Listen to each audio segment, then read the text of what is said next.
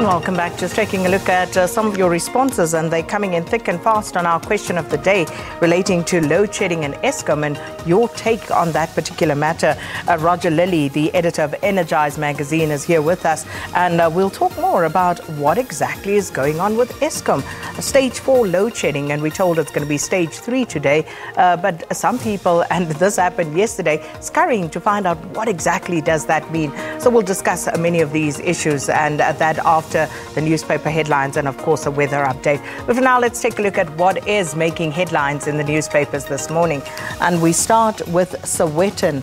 And I think many of us know that particular sign: danger, Khafar, Ingozi, and the lights are out. Ramaphosa shocked and angry as stage 4 leaves South Africa in the dark. And of course, this story relating to none other than Eskom. At the bottom there, Fakey Mentor's tough day on the stand.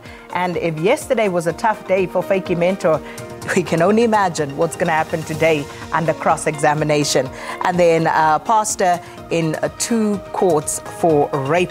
Another one of those stories. Limpopo pastor, along with 5 senior members of his church, will be appearing in the Seshego Magistrates Court on charges which include rape.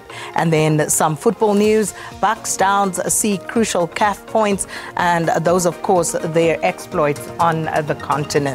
That's the Sowetan for this morning. Right, moving along to the Citizen this morning. Eskom, South Africa held hostage. Now, this is an interesting perspective on this particular matter, and I'll be asking Roger Lilly about this, because many South Africans are now starting to doubt what is actually going on with Eskom. Are we being held ransom with the way things are unfolding, or is there actually a problem? And if so, what exactly might that problem be? And then Grammy glory, of course, the Soweto Gospel Choir there taking home their 3rd Grammy at the illustrious awards last night. And parties not up to scratch. And of course, we'll be hearing a lot more of this in the lead up to the May 8th poll.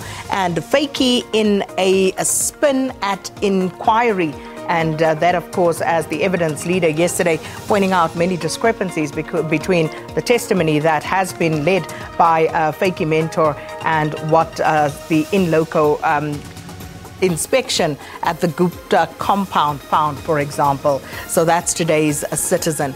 Moving on to Business Day. Eskom Medupi Kusile hobbled by design flaws. Well. How many years in?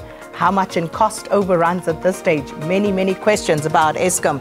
Fakey Mentor there at the Zondo Commission of Inquiry into state capture. And also struggling Woolworths loses 2 more directors. And they really also somewhat on the ropes. And over the weekend, there was a story of them closing some of their Australian businesses. So those are the stories on the front page of the Business Day. And moving on, if we have one more. Apparently we don't. So that's where we're going to leave it with the newspapers and what's making headlines in at least the 3 that we had for you this morning. So let me just remind you once again, our question of the day at Morning Live SABC. You can go to that and tell us what your views are on Eskom before I get into that conversation with Roger Lilly and talk more about that. But let's go to Sihle to find out what's happening weather-wise.